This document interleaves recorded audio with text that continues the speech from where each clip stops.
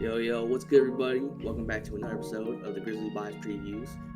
We just got done with recording the Magic and Grizzlies, so just a quick little notice. I mean, we might get something that doesn't have that like we don't know about for this Clippers game just because we're recording early and we got a whole game before this one. But this is a back-to-back game. This is just obviously so we can get the two episodes out and have a better timing for you guys, but. We should be probably good with the news. I don't unless something happens tonight, but hopefully nothing out here we get wrong. But Grizzlies Clippers just comes on a back-to-back against the Magic. Play the Clippers the next day. Brad, tell us the Clipper side of things of this game. So what the Clippers, man, dude, just ton of injuries right now.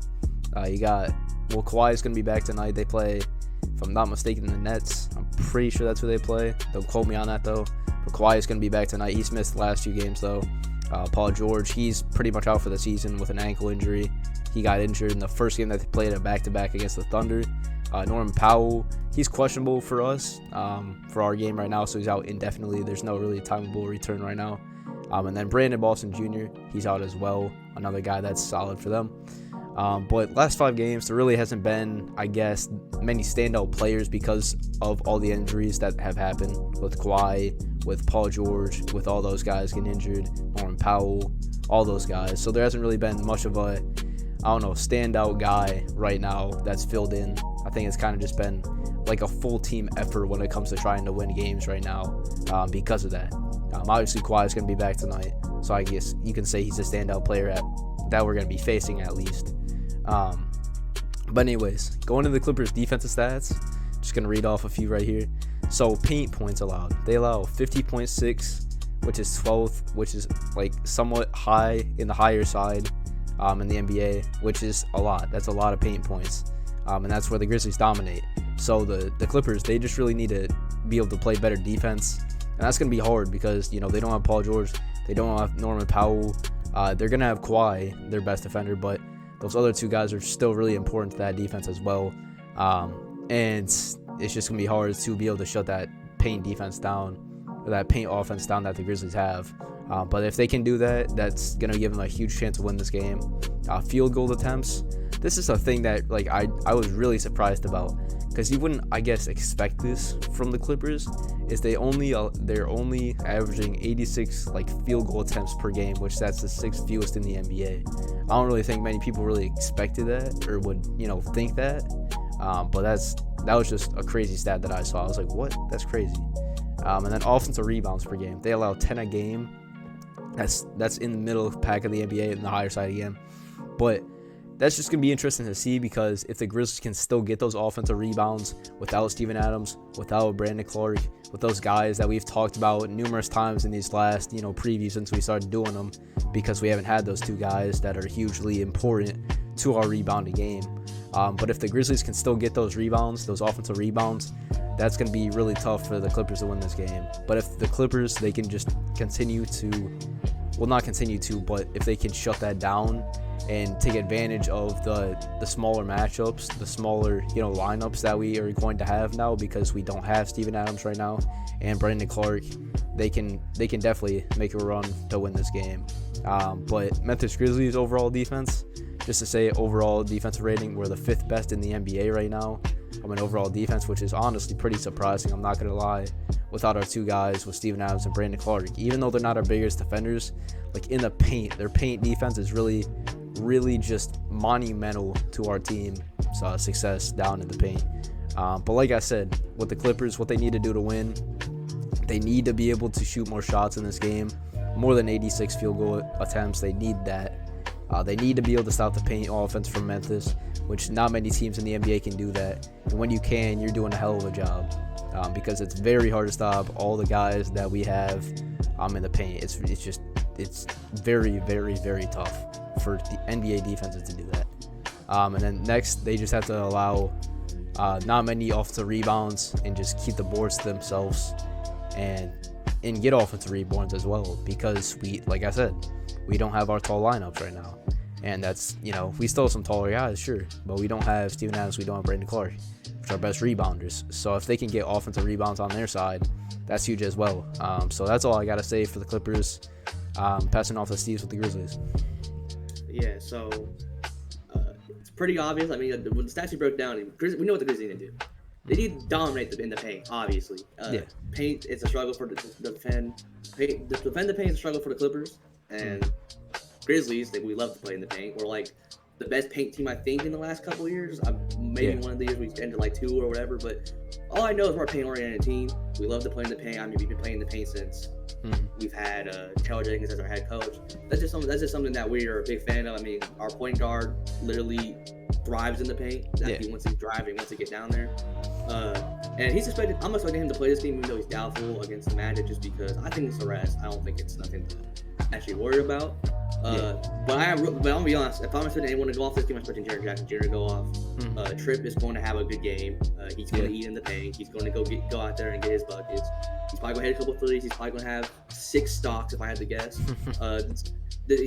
I kind of just have a feeling this is a good Jaren Jackson Jr. game. I'm just telling y'all, y'all do prize picks, little prop bets. Hey, put some prop bets on Jaren. He might eat this game. This feels like a perfect one for him. Also, I'm pretty sure that Clippers game we last played, where we scored 51 in the third or whatever, and then like 11 in the fourth, which was the game. I think we got out rebounded by 32 in that game. Yeah. Don't know why, because it's not like we're against the greatest rebounding teams here. I mean, Clippers are not the greatest. It's just a lack of hustle or just not being in our favor. We have to be better on the boards, obviously. I'm gonna say it every episode. Boards is going to be crucial, especially without our 2 top guys. So gotta be good at that. And one of the stats that you brought up that you said was interesting, and I find interesting too, was how they don't allow a lot of field goals to get put up. I think that's just them being very careful with the ball and not turning it over, because obviously if you turn over the ball, you're going to allow more field goals. Forcing turnovers is something the Grizzlies like to do. They like to get out. They like to get deflections, try to force tough shots. So if we want to get into like Clippers out of the game, then we got to get more shots up in them. We got to get second chance points. We gotta be out here. We gotta just play Grizzlies basketball. Obviously, be a dominant paint team and crashing boards. Like, it's going to be hard. It's the team that dominated us not that long ago when it came to the board side of things. Just gotta put more hustle into it. That's all it is.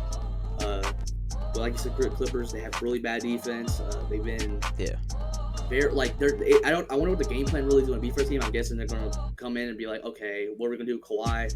But even at that, Kawhi's been able to score 30 in a game, and Clippers just can't win. Clippers are just having a tough break right now, man. Westbrook might have a triple-double, not enough for a win. Clippers just they've been a very stagnant, inconsistent team this whole year, and they've been injured all year. I had higher expectations for them after the deadline because I thought they had a good deadline, but so far nothing's really worked for them, and it's been kind of a mess for the Clippers. So Grizzlies, I'm hoping we come in with the hot hand. We have to play this Magic game first, obviously, and we hope to obviously win this Magic game, take care of business there, and then come in against the Clippers with Ja Morant hopefully rested to play. Hopefully comes in, and we just take care of business, get the Clippers. Because also, we're gonna have to go out there, take care of business, and we're gonna make adjustments because we played them again. This is gonna be the first of not a back-to-back, but the first of two games in a row against the Clippers, to a header series. So obviously, we just got to be able to go in there, take our business game, hit the game plan right, and then be able to adjust and beat them the next night. Grizzlies, the way the Grizzlies have been playing, it just feels like we just don't want to lose a single game for the rest of the year. They've been out here. They've been playing great. So I'm feeling good. And I'm sure the Grizzlies is going to be prepared for this game. I'm sure Tyus is going to Tyus is going to be a spark off the bench because, like I said, I expect Ja to play, and obviously bench is going to be important. Got to go out there. Got the bench has to provide. But when we were struggling, the bench was not being consistent, and it was kind of like showing me like, okay, are the Grizzlies really deep with that team? But lately, bench has been a big reason why we're winning these games. You got guys like Luka Narn coming off, and then when Ja's starting, you also got a guy like Tyus Jones, or even Tyus is starting, and Ja would come off the bench. And overall, the bench has just been able to be very productive for us, and they're also a big reason why we've been able to win games. So hopefully they also give us a big spark in these Clippers games. But yeah, I mean, Brad, you got anything else to say before we head out of here? I expect the Grizzlies to win this game. I mean, like I said, like, hey, like they're injured right now. Like they don't have Paul George. That's their most important player right now. Like that's, hey, that's huge. So, and they're not like us when we lose Ja and we got the next man up mentality and we got all these guys. Like they're pretty thin when it comes to like not having their guys. So it's hard for them to really be able to overcome those type of things. So I would not expect them to win this game. I would expect the Grizzlies to take care of business. Yeah, I mean, I say it a lot. I actually really like Tyronn Lue. I think he's a good coach. What he has to deal with this year is a lot. I mean, Clippers has been putting him through a lot with the injuries and then load management and the trade deadline. You're adding your 4 new players. It's like coaching a whole other team. So he's been through a lot this year, and it's a hard coaching task. I'm sure it's at this point he's probably pretty exhausted, and I mean, just Grizzlies have got to take care of business on a team that's just not having the best of luck on their side lately. So we're gonna see. Obviously, this comes after a back-to-back, obviously. So we got to be locked in. We can't just come in sleepwalking. Yeah. But that's gonna do it for this episode, y'all. We're gonna catch y'all in the next one, which will probably be another Clippers one. Not sure we decide to do back-to-back Clippers. We probably will. And yeah, catch you on the next one. Peace.